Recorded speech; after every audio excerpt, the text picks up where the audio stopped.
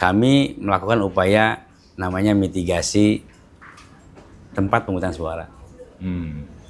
Kita petakan dari 1.530 TPS yang ada di Kota Bogor, kita petakan daerah yang rawan bencana. Kita menyusun namanya KRB. Apa tuh? Kajian Resiko Bencana. Kajian resiko bencana ini adalah pemetaan. Contoh tadi, hari ini kejadian. Pekerja yang tertimbun ya. Karena dia sedang menggali basement buat bikin gerasi. Tapi alhamdulillah sigapnya masyarakat di sana, setelah lapor ke kami datang ke sana sudah sigap, Pak Lurah, Pak Camat sudah kita bawa ke rumah sakit, sedang masa observasi.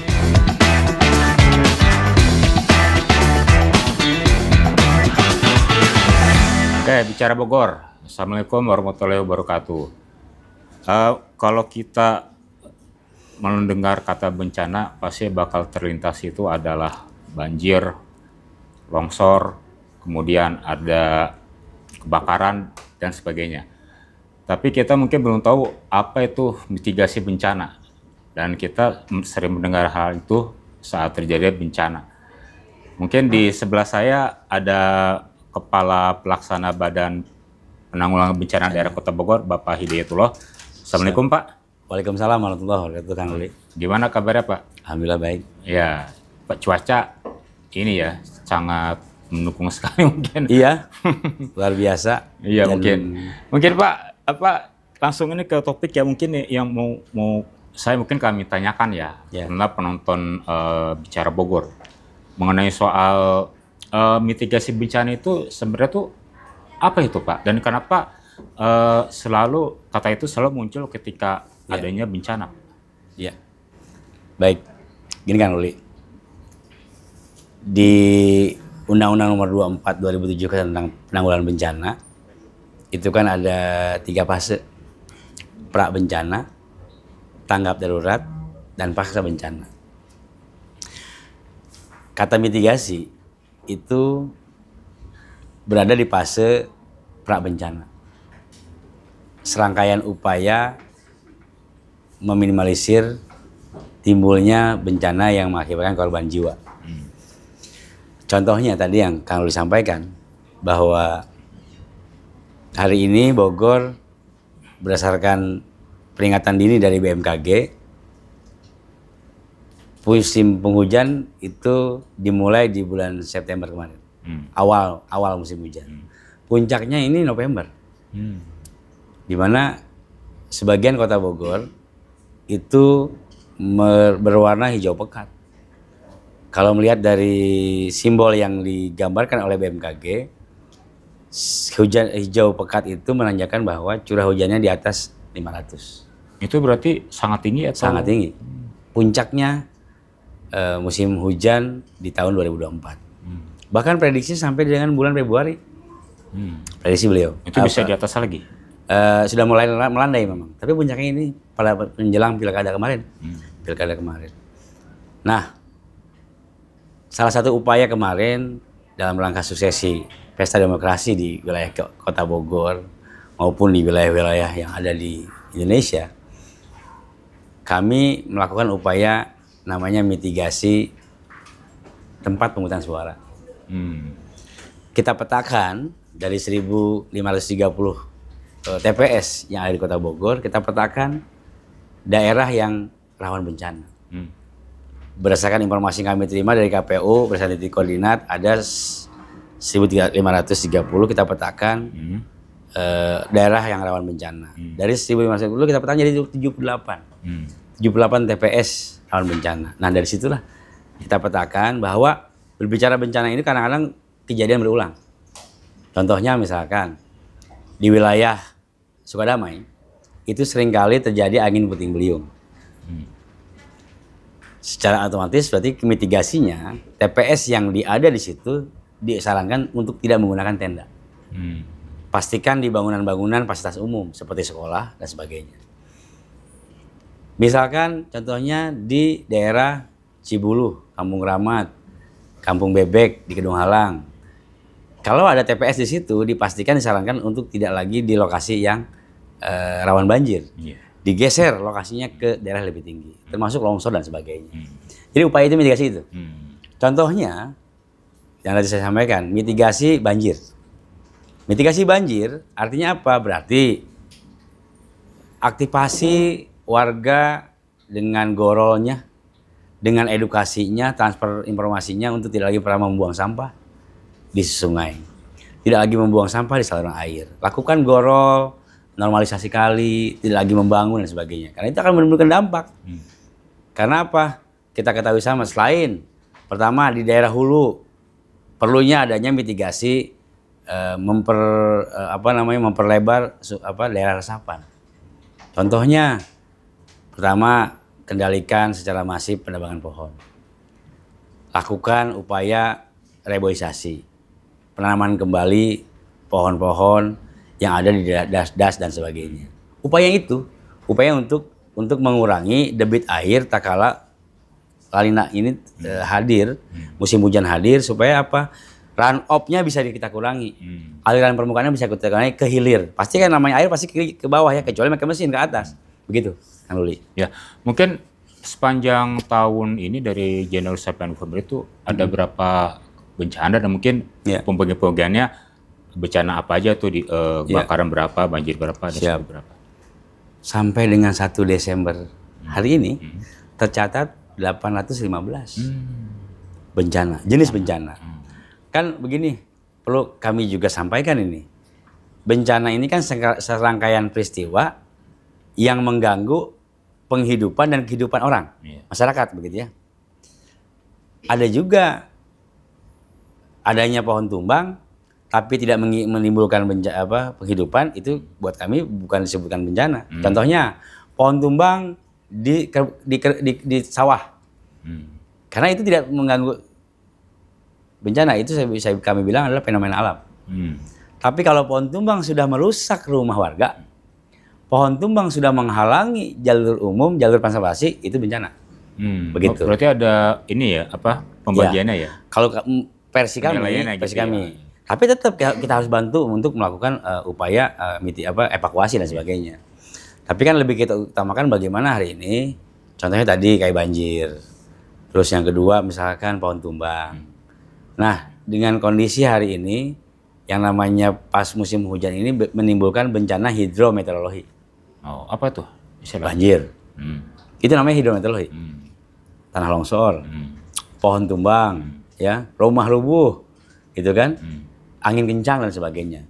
Itu kategorikan bencana hidrometeorologi. Biasanya terjadi pasca musim penghujan dan dampak fenomena La Nina, gitu. Ya, mungkin kalau BPBD Kota Bogor sudah memetakan kecamatan-kecamatan mana yang tadi rawan banjir, puting beliung, longsor, dan pohon tumbang. Pohon tumbang. Jadi emang upaya awal kita menyusun namanya KRB.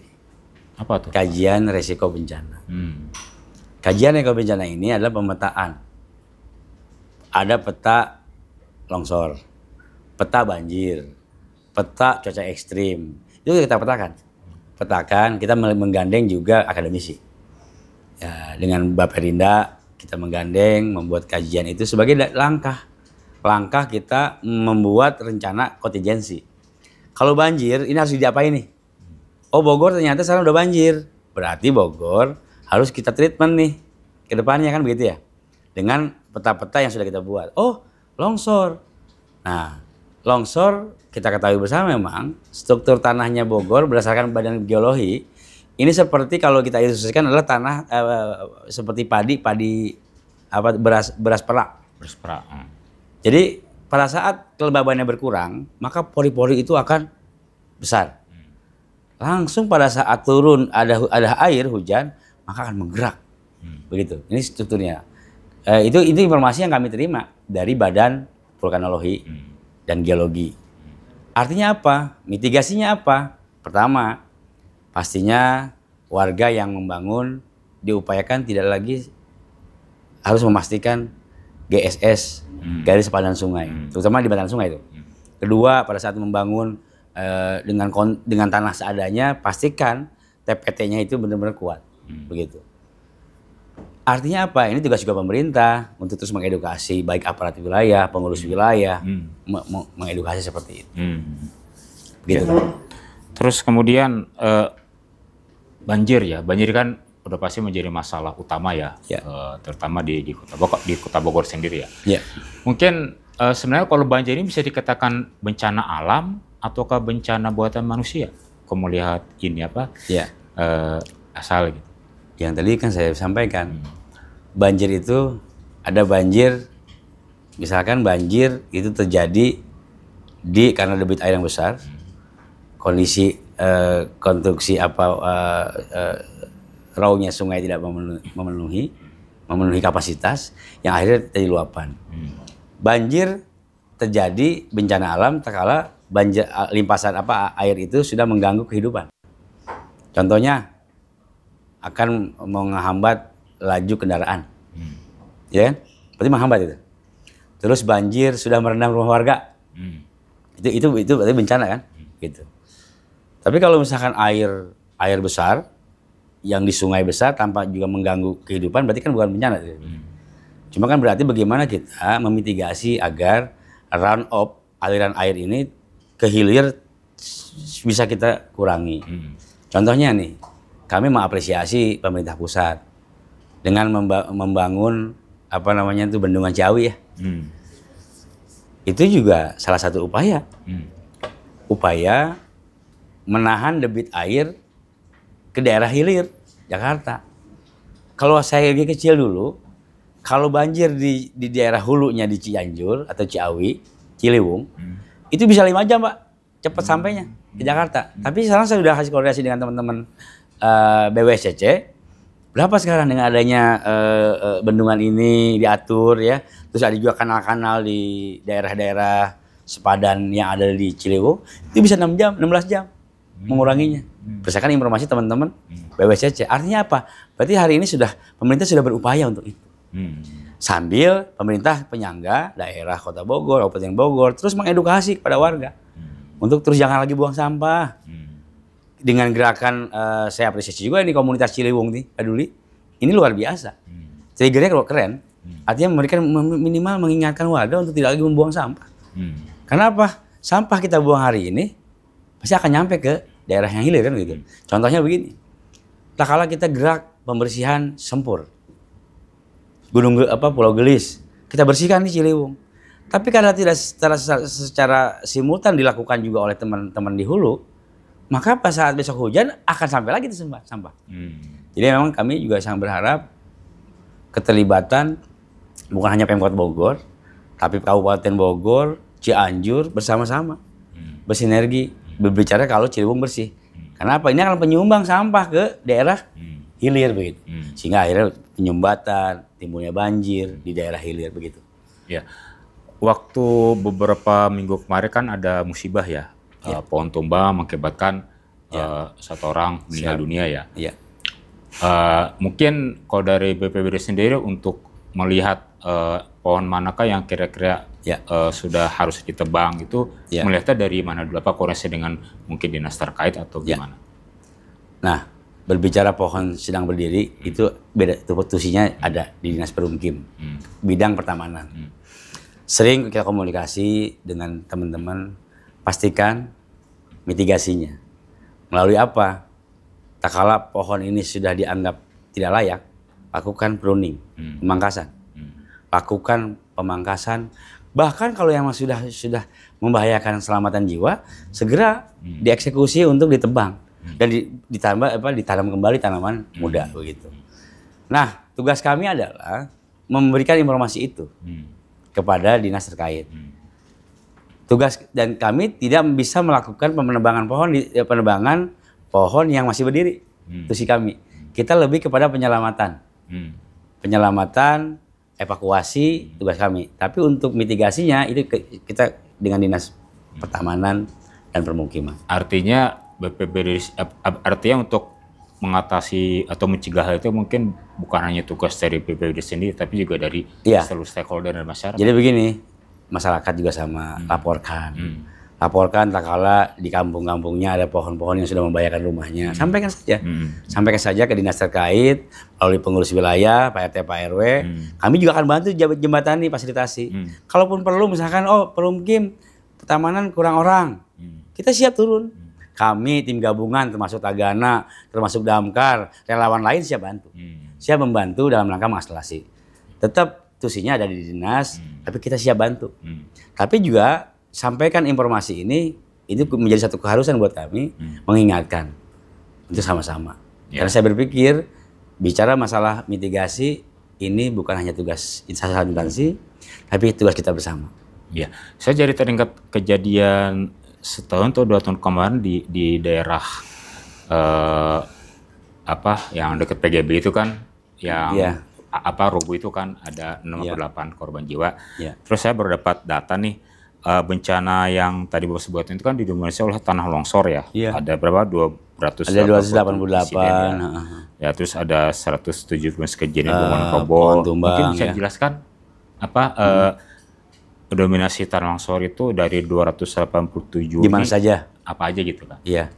Jadi memang Kang Ruli, dominasi tanah longsor ini khususnya buat warga yang berdomisili di daerah yang topografinya berbukit. Contohnya mayoritas ini di wilayah selatan. Karena secara topografi selatan ini kan lereng. Ya, hulu lah ya, hulunya. Selain juga memang beberapa di tengah juga ada banyak. Di tengah itu kan daerah Panaragan, daerah Paledang, daerah Ardio, Ciwaringin dan sebagainya. Itu banyak kontur yang memang seperti itu. Yang memang pastinya di bawahnya pasti sungai itu. Sungai. Cibondes, Tanah Bapak, wilayah Cimahpar, hampir semua wilayah Gunung Batu, Barat juga hampir banyak. Makanya itulah kita petakan. Kita petakan melalui peta resiko longsor. Tujuannya apa? Ini akan menjadi satu informasi kepada instansi yang terkait untuk melakukan tadi upaya-upaya penguatan TPT dengan pola-pola treatment perlakuan seperti apa harus dibangun TPT-nya dengan apa mungkin sistem trap atau apa kan gitu ya. Jadi itu menjadi bahan. Artinya bahan informasi dari kami kepada teman-teman untuk pada saat pembangunan melalui aspirasi ataupun melalui rutin ini untuk dipastikan polanya seperti apa. Itu sebenarnya upaya-upaya itu. Ya. Terus kemudian apa yang harus dilakukan oleh masyarakat ya? Setelah tadi kan Bapak menjelaskan mitigasi itu seperti apa mungkin. Masyarakat harus seperti apa gitu antisipasi yang dilakukan tanpa harus menunggu arahan dari pemerintah. Jadi gini Pak, Kang, kami yang tadi saya bilang bahwa BPBD ini punya keterbatasan. Pemerintah pasti punya batasan. Punya tangan 2, kaki 2. Nggak mungkin dalam satu hari, tak kala hujan terjadi, kita langsung datang ke sana. Upaya kita adalah pertama, upaya awal nih mitigasi, kita namanya ngebentuk kelurahan tangguh bencana. Mereka yang kita latih, kita didik gitu ya. Dari 68 ini sampai dengan hari ini sudah 25 terbentuk. Kenapa kita bentuk melibatkan masyarakat? Karena tadi saya bilang, segitiga lambang kami ini menunjukkan bahwa pentahelik ya. Ada pemerintah, ada swasta, dan ada masyarakat. Jadi masyarakatlah sebenarnya utama ujung tombak. Tidak hanya mengandalkan Pak RT, tidak hanya mengandalkan Pak RT, RW, tapi bagaimana ke tanah ini bisa memberikan satu transfer informasi, edukasi. Setelah informasi yang kami sampaikan, kita didik, kita latih, ini disampaikan. Minimal ada early warning system. Walaupun tidak pakai alat ya, tapi minimal dari mulut ke mulut. Biasanya yang namanya ke tanah ini kan itu kan kita rekrut di semua RW. Jadi edukasinya lebih dapat karena dialek juga hubungan emosional lebih dapat mereka. Contohnya misalnya begini, kejadian waktu itu longsor di Ardio, di itu yang di Bakantin bulan puasa yang lalu.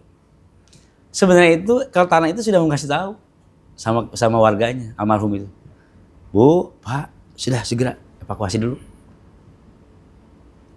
Tapi ya tadi yang namanya pun kondisi yang namanya usia kan kuasa Tuhan ya, kuasa Allah. Upayanya udah sebenarnya itu. Cuma mungkin waktu itu katanya informasinya dia penasaran kembali lagi mau menyamakan motornya, informasinya begitu. Tapi ya tadi semuanya artinya udah ada upaya itu. Ya artinya kami mencoba menguatkan itu. Kelurahan tangguh bencana. Contoh seperti misalkan nih pohon tumbang di wilayah di sendiri, misalkan artinya di kecamatan mereka punya alat memotong. Artinya tadi yang sifatnya kecil-kecil itu bisa dirapikan. Karena begini, kalau kita lihat dari persentase selamat dari bencana itu sebenarnya persentase besar diri sendiri. Bukannya kita BPBD. Ya. Contohnya begini, terjadi misalkan longsor di rumah itu, berarti kan yang selamat, yang harus early warning system-nya dia. Iya, betul. Yang kedua ada tetangga. Ya, mungkin BPBD datangnya mungkin sekitar 1,7%. Setelah dia selesai ada laporan, baru kita datang. Tetangga, RT, RW, begitu. Lurah, camat, begitu. Contoh tadi, hari ini kejadian. Pekerja yang tertimbun ya. Karena dia sedang menggali basement buat bikin gerasi. Tapi alhamdulillah sigapnya masyarakat di sana setelah lapor ke kami datang ke sana sudah sigap, Pak Lurah, Pak Camat sudah kita bawa ke rumah sakit, sedang masa observasi. Artinya ada golden time di situ. Tak kala orang longsor, tertimbun, berarti kan harus ada berapa lama tuh golden time-nya untuk selamat. Makanya kan berarti yang punya peran itu kan tetangga, warga. Makanya kalau warga kita nggak bekali, repot. Itulah upaya kami. Karena merasa kami terbatas, makanya transfer informasi, edukasi, terus kami secara masif. Termasuk kita juga secara masif ke sekolah-sekolah. Dengan program SPAB namanya. Apa tuh? Satuan Pendidikan Aman Bencana. Itu di sekolah? Dari mulai TK, PAUD, SMP, SD, SMA, bahkan perguruan tinggi. Bahkan Pak RT, Pak RW. Kita SPAB juga. Tujuan apa? Mengenalkan. Kalau ada bencana begini kita harus ngapain? Berarti ada simulasi juga ya? Ada simulasi di situ. Setelah jadi learning by doing lah. Jadi kalau kata metode orang dewasa mah andagogi kali ya. Jadi diajarkan dari sejak dini mereka untuk kalau bencana gempa kita harus ngapain kita nih. Ternyata kalau misalkan ada gempa jangan lari langsung ke gunung ini nih. Minimal kita berlindung dulu nih ke tempat-tempat yang memungkinkan untuk tidak tertimpa. Kadang begitu. Jadi kadang kan harus segera turun. Kadang-kadang kan kalau turun golden time kalau misalkan kondisinya memang harus malah terjadi begitu. Tapi ada transfer namanya medical first responder. Jadi pertolongan pertama kita harus ajarkan itu ke mereka. Ini saya ngebayang bicara tadi bahas soal gempa ya. Ya Bogor kan memang tidak terdampak secara langsung ya. Tapi kadang juga ketika ada gempa di Sukabumi, Banten, Bogor pasti ikut terdampak. Dan apalagi juga Bogor dekat dengan Gunung Salak, Pangrango-Gede yang masih aktif gitu ya. Betul. Dan kita nggak tahu kapan gunung itu bakal aktif atau gimana. Mungkin kalau dari PPD Kota Bogor untuk mitigasi gempa itu sudah terpikirkan atau gimana? Pertama, kita ketahui bersama kemarin kan BMKG sudah membuat satu informasi ya, peringatan dini tentang megatrust. Sampai kami sudah mencoba secara masif melalui kanal-kanal kita, baik medsos. Pertama, terkait juga edaran sudah kita sampaikan ke warga, terutama ke aparat wilayah nih. Jalur evakuasi, titik kumpul, itu segera ditentukan. Artinya apa? Pastikan titik kumpul itu yang diakses mudah oleh transportasi. Kami secara masif sudah itu. Kedua, sosialisasi tentang tas bencana. Contohnya begini, kalau terjadi bencana, kan bantuan itu datang pasti nggak mungkin langsung. Tapi bagaimana hari itu, orang per orang minimal bisa survive. Contohnya di dalamnya itu ada macam-macam kan, ada P3K, ada obat, ada makanan, ada makan siap saji dan sebagainya. Itu tujuannya apa? Kalau terjadi bencana, kondisi memang tidak baik-baik saja Bogor, mereka masih bisa bertahan dalam 1 hari atau 2 hari. Sebelum bantuan itu pasti datang, gitu. Itu harapan kita, makanya secara masif kami sampaikan itu. Nah, kedua terkait gempa. Jauh Bogor katanya, dari Selat Sunda Bogor dari Mentawai Siberut jauh. Tapi kalau saya berpikir, dampaknya, penyertanya pasti terjadi. Iya, betul. Ibarat kita ketok, kalau kami ini saya punya pendapat, kaca mobil depan kita ketok, berarti kan merembet. Iya. Begitu. Apalagi khawatir dengan gempa dengan kekuatan besar itu menimbulkan aktifnya sesar-sesar. Gitu kan? Betul. Kayak kita misalkan informasinya ada sesar Baribis. Ya, dari wilayah Karawang CS di situ kemarin. Ada juga Citarik gitu kan. Dan kita juga nggak tahu ada berapa ring of fire di dalam sini kan gitu ya. Artinya kita coba itu, mitigasikan itu, edukasi itu. Pertama tadi selain, ya maaf ya, kami sampaikan juga pemerintah, tolong pastikan pengawasan bangunan, konstruksinya. Konstruksinya, karena apa?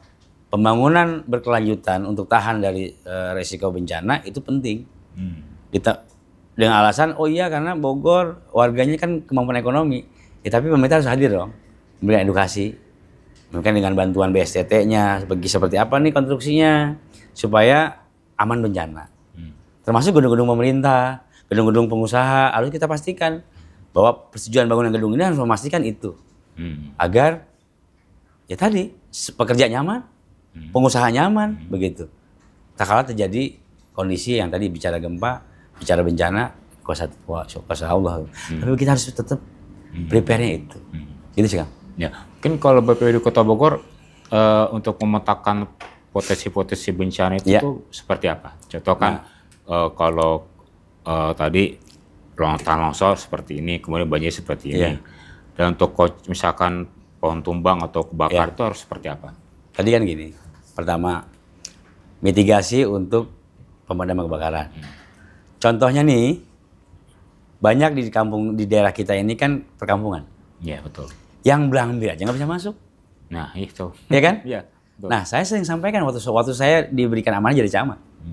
Di Musrembang ini usulkan, ya, pertama, bagi daerah-daerah yang memang tidak bisa diakses oleh Blangdir, tolong dimasukkan Musrembang. Pertama, dimunculkan titik-titik hidran di lokasi tengah-tengah itu untuk mengantisipasi terlalu bencana tinggal memasang selang. Itu saya sampaikan, saya bilang. Kedua, ya tadi sampaikan juga usulan ada ada namanya pompa portable.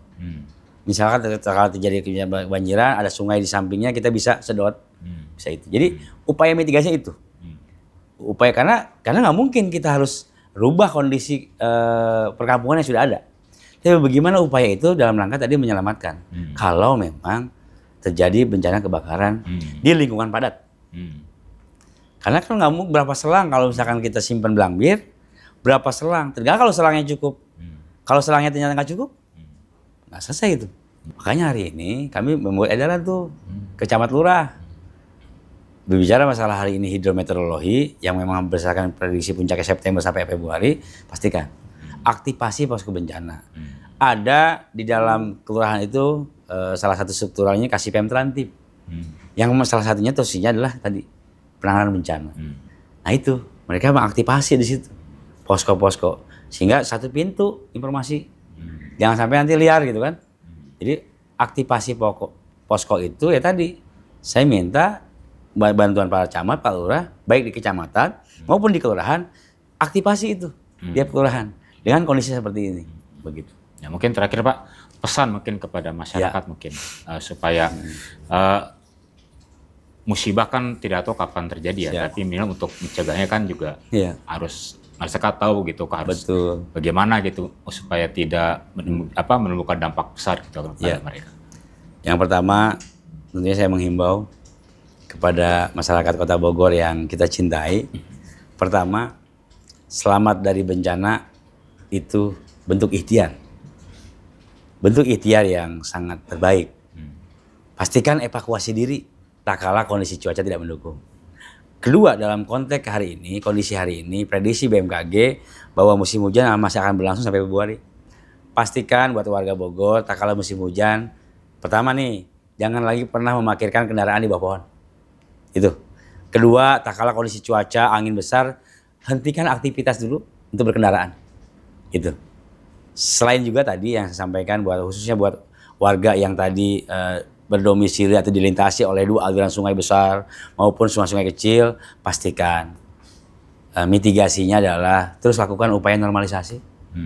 Dan juga kami harap jangan lagi pernah membangun bangunan-bangunan yang akan mengakibatkan raunya sungai jadi sempit.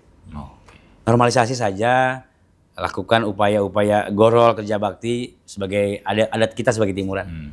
Karena apa? Karena ini bagian jadi ibadah juga, ibadah kita semua gitu ya. Dengan kita juga bisa mengurangi debit air yang akan turun sampai ke saudara kita di Jakarta, ini akan juga bagian dari ibadah juga.